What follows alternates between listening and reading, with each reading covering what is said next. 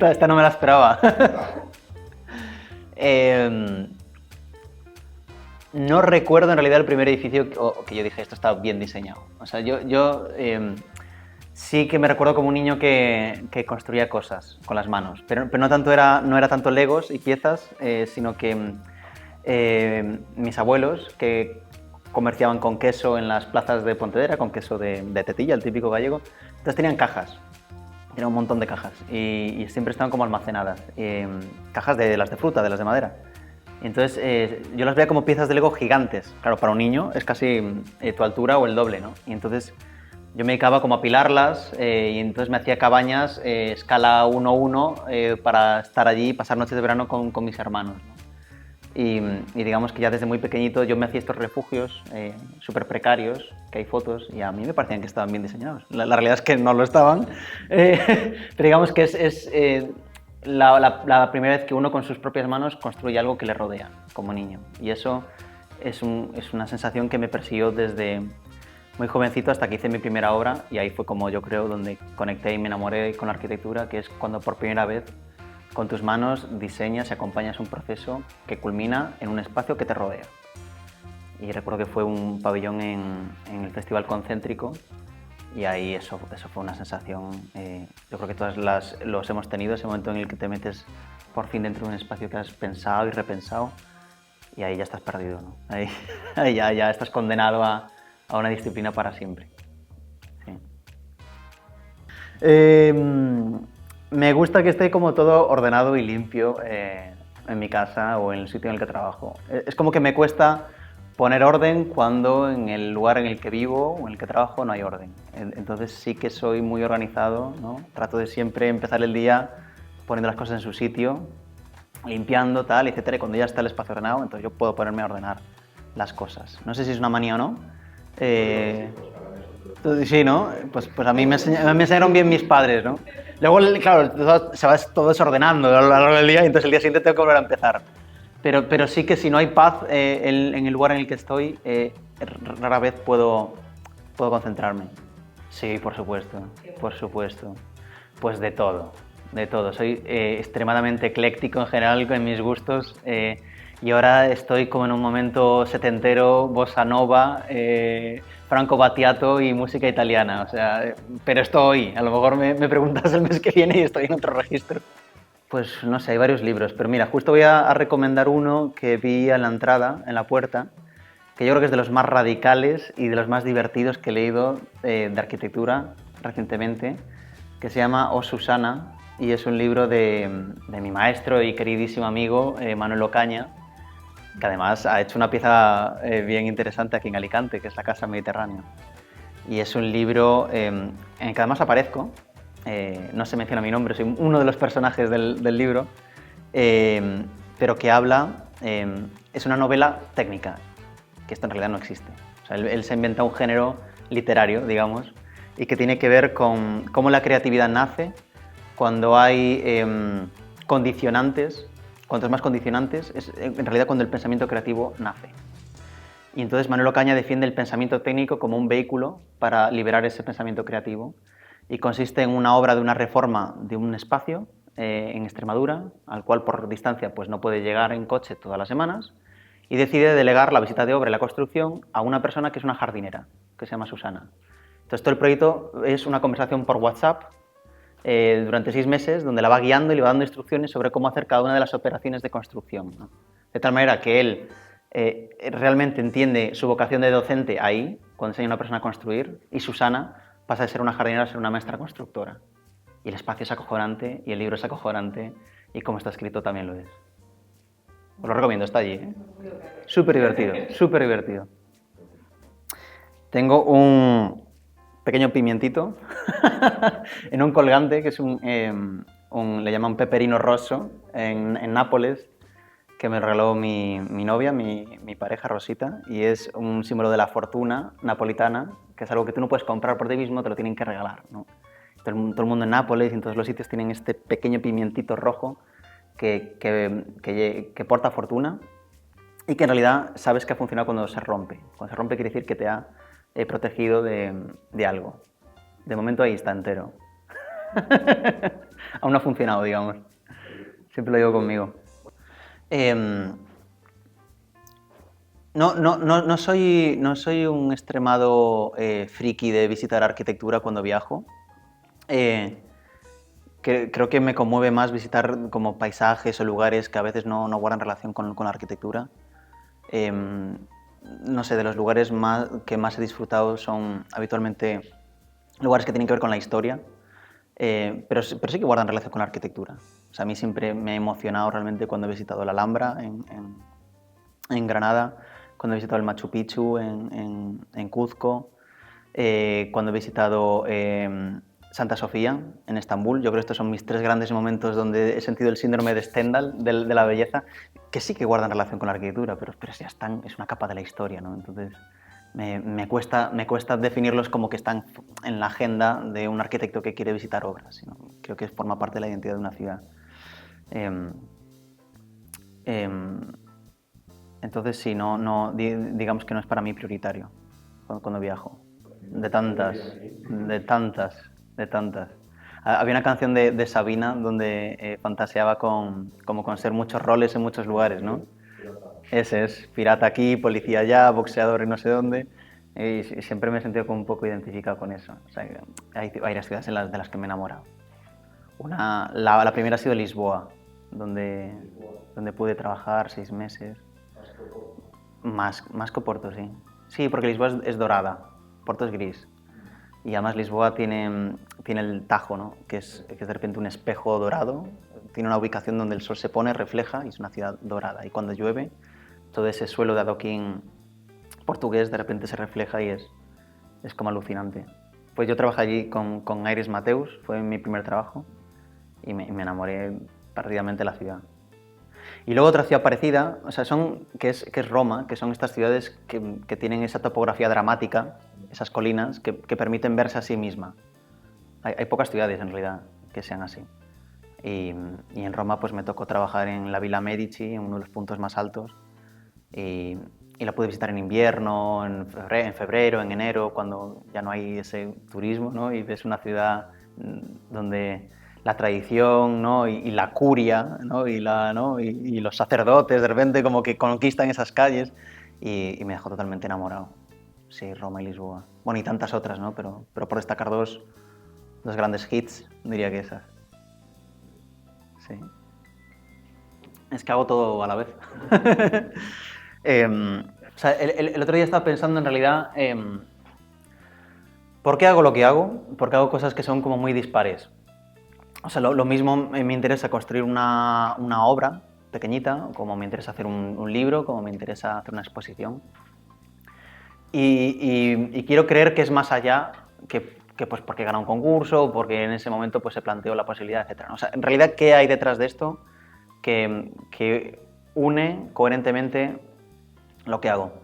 Llegué a la conclusión de que en el fondo yo elijo trabajar o elijo los trabajos siempre y cuando cumplan como 3 requisitos.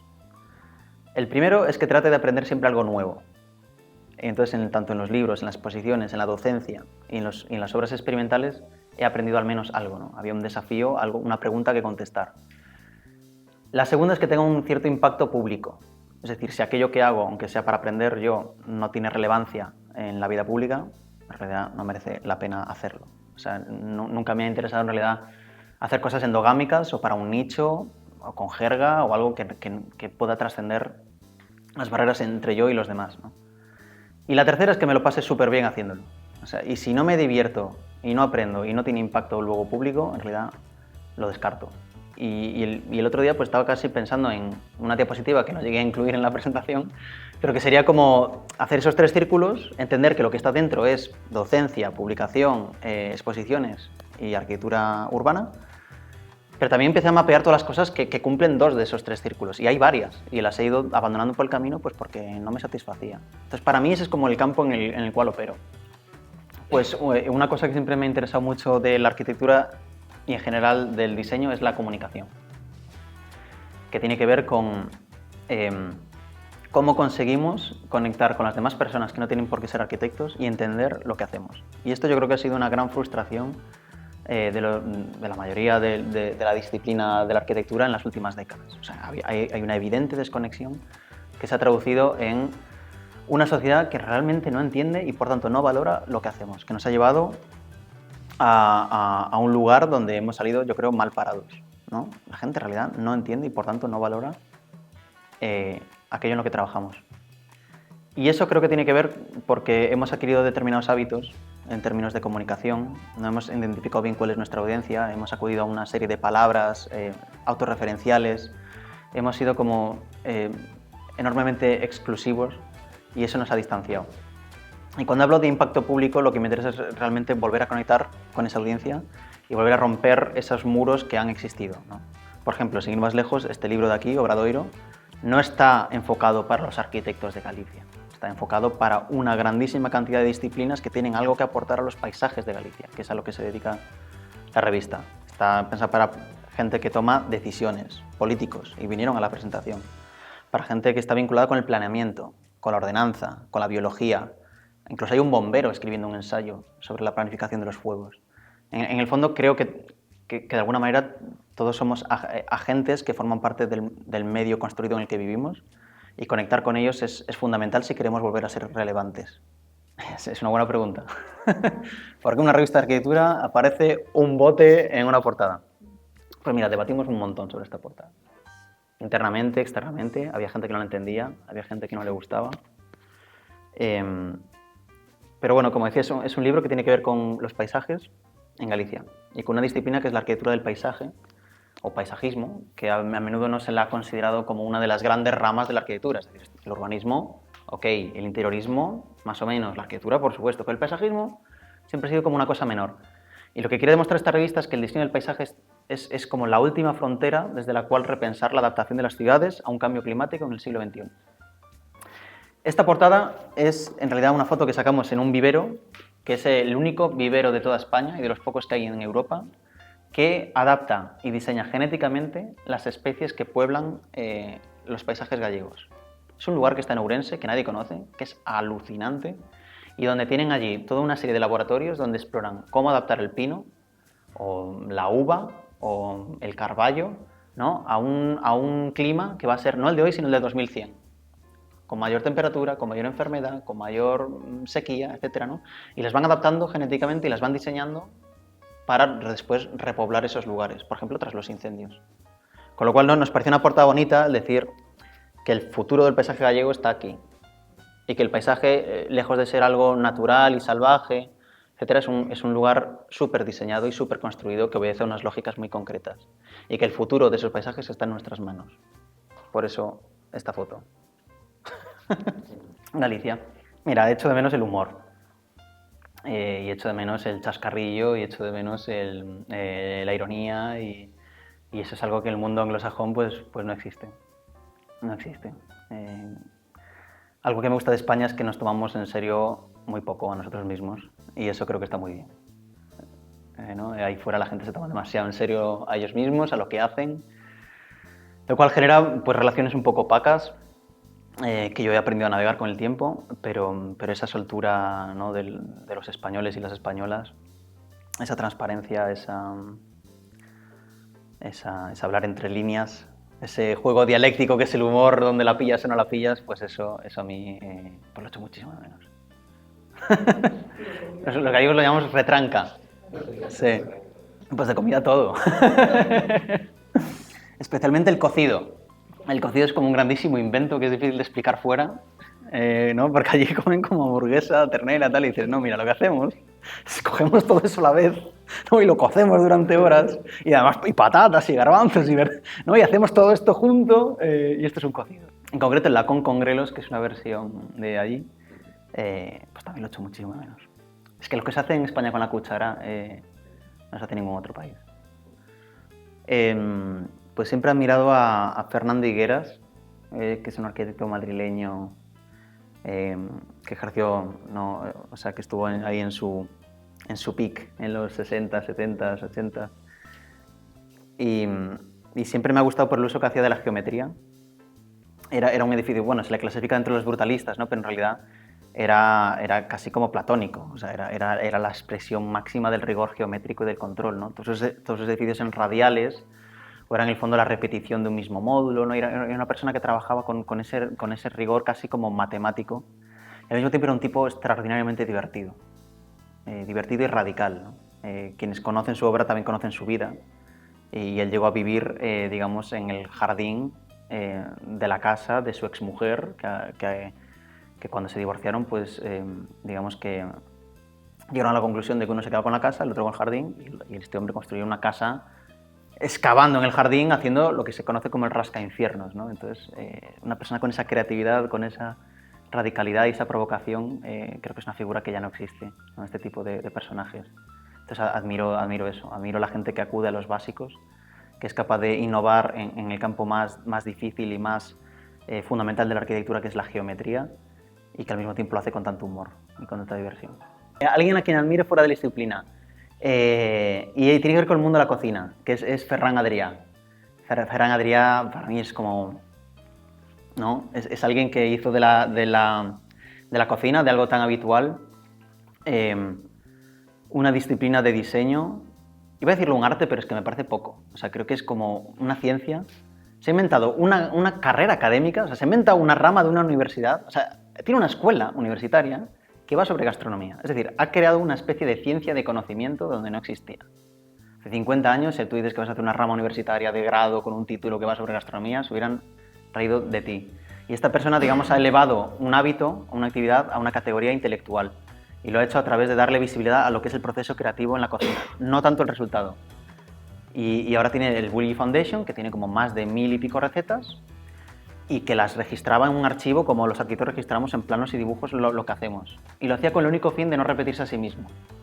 Pues esa creatividad, ese valor sobre el proceso, sobre el registro, sobre esos documentos que son como nuestros planos, siempre me ha como entusiasmado. Y he encontrado mucha inspiración en él y lo que hace. Pero fíjate en cómo lo han conseguido, ¿eh? Que no lo han conseguido a través de el valor nutricional de lo que hacen o el valor de lo rico que está esto, sino que lo han conseguido a través de la idea de la experiencia. Lo que te venden no es una comida, te venden una experiencia. Y eso es lo que ha entusiasmado a la gente, ¿no? El que puede estar ahí 4 horas probando 130 platos, ¿no? En el fondo les da igual lo que, ¿no? O sea, lo que quieren es sentirse especiales. Y yo creo que esa idea de el cómo lo han conseguido comunicar es todo un éxito. Y estableciendo esa conexión entre gastronomía y arquitectura, siempre me ha resultado paradójico. O sea, no me parece muy distinto, ¿no? O sea, en la cocina uno trabaja con unos determinados ingredientes que vienen de unos determinados lugares, uno los mezcla, los compone y sale un producto final. Nosotros lo hacemos lo mismo, pero con materiales de construcción. Y Albert Cuchy, que es le conoceréis, es un profesor del Vallès, que me ha inspirado y me ha influenciado muchísimo, pues siempre decía esta cosa de que todos entendemos el valor de cuando nuestras abuelas, ¿no?, cocinaban con ingredientes de la huerta y nos hacían una comida durante horas, ¿no?, que sabía rico y sabías que nutricionalmente era bueno para tu cuerpo. Y la arquitectura no, o la gente no ha entendido el valor de hacer lo mismo con la arquitectura. Y hemos caído en una especie como de fast food, ¿no?, donde los materiales, esos ingredientes, no sabes muy bien de dónde vienen, no sabes muy bien su aporte nutricional, no sabes si son de temporada o vienen congelados, ¿no?, y como rápidamente haces algo y ya está, ¿no? Y Albert Cuchy reclama o defiende que deberíamos pensar la arquitectura como pensamos en realidad la comida, y que tan importante es lo que uno mete dentro de su cuerpo como aquello que rodea al cuerpo en sí, ¿no? Y yo creo que todo este discurso sobre sostenibilidad y descarbonización tiene que ver con eso. Tiene que ver con pensar que a lo mejor esa lechuga de tu huerta de cercanía, que sabes que alguien la ha cuidado y que la cocina durante 4 horas y no un cuarto de hora, pues a lo mejor merece la pena, aunque no sea lo más barato. No sé, siempre me ha gustado pensar en esa analogía. Sí, tienes razón, o sea, creo que tiene que ver con cómo se consume contenido digital en general. Y de hecho eso es algo a lo que aludimos a la revista, que en 2012, cuando se paró el último Obradoiro, no existía Instagram. Y la revista, o un colegio, o una serie de conferencias, pues lo que hacían era un retrato vivo de una determinada, pues, no sé, arquitecto o arquitecta o obras recientes con la cual comunicarse y explicarla. Hoy en día eso ha quedado obsoleto.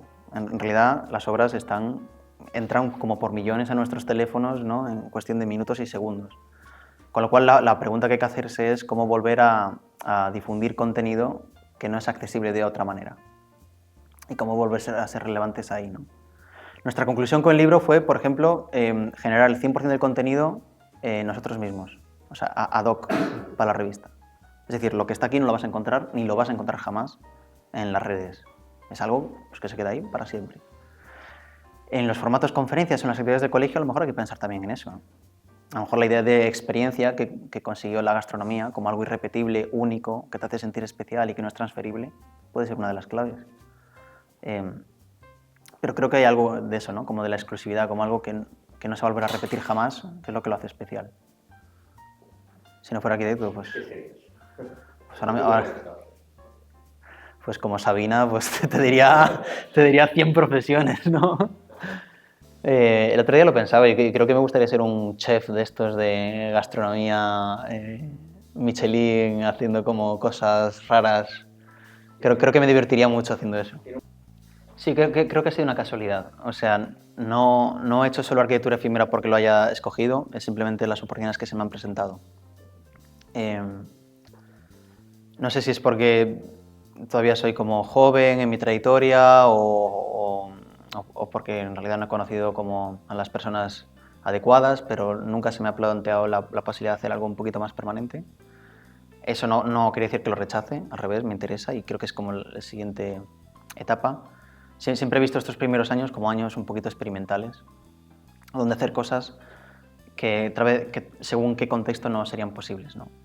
Y eso me ha dado la posibilidad de hacer obras pues, en Valencia, en Roma, en Portugal, que por su cualidad efímera pues, han en realidad sido construidas pues, con sistemas un poco extraños, ¿no? Produciendo espacios un poco irrepetibles, etcétera, que me han divertido muchísimo. Y creo que ya estoy preparado, digamos, para cometer ese siguiente paso, que es enfocarme a lo permanente. Toda mi trayectoria se ha construido a través de concursos. No he tenido nunca a nadie que me haya, digamos, sponsorizado, patrocinado un proyecto o un cliente. Nunca he tenido un cliente, en realidad. Siempre ha sido todo a través de concursos con organismos públicos. Y creo que ya poco a poco comienzo a estar más preparado o comienzo a llegar a ese punto de madurez donde a lo mejor ya conviene centrarse en otro tipo de escalas temporales, ¿no? Estando muy agradecido de la plataforma que me ha dado lo efímero para llegar a una serie de ideas que yo creo que no hubiera llegado de otra manera. Sí, yo doy clase a los alumnos de primero, de la Universidad de Cornell. Y de hecho voy a enseñar luego unas diapositivas con su trabajo.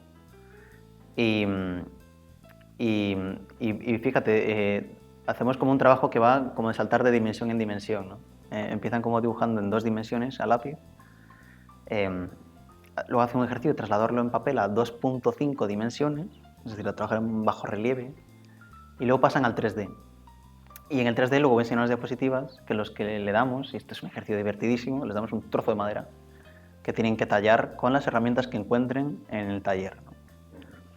Y ellos rápidamente entienden que la sierra hace esto, que la lija hace esto, que el taladro hace esto, que la caladora hace esto, y empiezan a combinarlo, ¿no? Y en una cuestión como de 2 semanas hemos llegado a producir 500 maquetas distintas de madera que hablan de esos métodos y de realmente aprender, que es algo que me entusiasma, aprender a diseñar haciendo, entendiendo siempre cuál es tu mecanismo, cuál es tu medio, cuál es tu herramienta como motor principal que encamina esa pregunta de diseño, ¿no? Es un proyecto fascinante. Vais a ver que gente que solo tiene 4 semanas de educación hace unas cosas brillantes y yo creo que es de los momentos que más me reconfortan como profesor, ¿no? Cuando gente tan fresca y tan desprejuiciada está haciendo arquitectura sin saber que la está haciendo. ¿Un alumno? Sí, tengo algún alumno y alguna alumna en la cabeza que son... Si os contaran lo que hacen, alucinaríais. O sea, ahora entiendo este orgullo como de profesor y tal, ¿no? Y realmente satisfacción de alegrarte tanto por una persona que sabes que se ha esforzado y ha conseguido algo que tú jamás llegarías, ¿no? Ni por un camino ni por otro ese resultado. O sea, cuando el alumno te supera, yo creo que esto es un momento de muchísima satisfacción y yo creo que van a ser gente muy, muy top en el futuro. Y les ves, ¿no? Y les ves casi a la 6ª semana de su educación. Y no fallan, no fallan. Según van avanzando, se van haciendo mayores, yo también voy siguiendo sus carreras y efectivamente estaba en lo cierto, son gente que va a despuntar. Es bonita, la docencia es muy bonita, sobre todo si hay cierta vocación. Es distinto, o sea, creo que el pensamiento técnico, que es lo que domina la educación española, a través de la Escuela Politécnica, ¿no? Y todo esto, es algo muy particular de España, ¿no? La Politécnica de Madrid, la Politécnica de Valencia, la Politécnica de Barcelona. Todo esto en realidad no existe fuera. La educación en Estados Unidos es o bien experimental al principio o bien política al final, ¿no? Entonces todos acaban o arrancan como con un virtuosismo experimental en términos de geometría, de forma, parametricismo, todas estas cosas se originan ahí, ¿no? Que luego se encauzan paradójicamente en cuestiones como ultrapolíticas, ¿no? Que tiene que ver con determinados temas que están en la agenda política de Estados Unidos, especialmente en el gobierno demócrata de los últimos años, ¿no? Colonización, raza, género, etc., ¿no? Entonces, no sé, a nosotros nos resulta raro, porque se escapa un poco de lo que realmente hacemos, que es construir cosas reales, ¿no? Pero luego lo entiendes, porque en realidad los arquitectos allí, digamos que no tienen la capacidad de construir como tenemos aquí nosotros. O sea, tenemos una grandísima red de estudios pequeños que hacen obras realmente alucinantes, y Estados Unidos descansa sobre corporaciones, que son 4 o 5, que son las que se reparten el trabajo, ¿no? Con lo cual tienen que acudir a cuestiones quizás más académicas para tratar de demostrar su importancia, pero que se quedan en el fondo ahí, ¿no? En esos nichos académicos y no trascienden a la audiencia pública, que es lo que mencionaba yo antes al principio. Con lo cual le veo ciertos beneficios, pero también le veo ciertos problemas. Una mascota. Maribel, no dejas de sorprenderme. Pues no sé, siempre he tenido como perritos y tal, pero no sé, no tengo una gran historia que contar con una mascota, ¿no? No sé, siempre he tenido un cariño muy especial por mis abuelos, bueno, que no están, se fueron pronto, pero bueno, no sé, creo que conectaba con ellos de una manera que no he conectado después con otras personas. Sí, siempre he conectado bien con las personas mayores, siempre me han caído bien. A ver, venga, voy a confesar un pequeño secreto. Me gustan las series fáciles. Esto es como de desconectar la cabeza a las 11 de la noche. Sí, me encantan. Me he visto todas, O sea, Emily in Paris, me he visto, ¿sabes?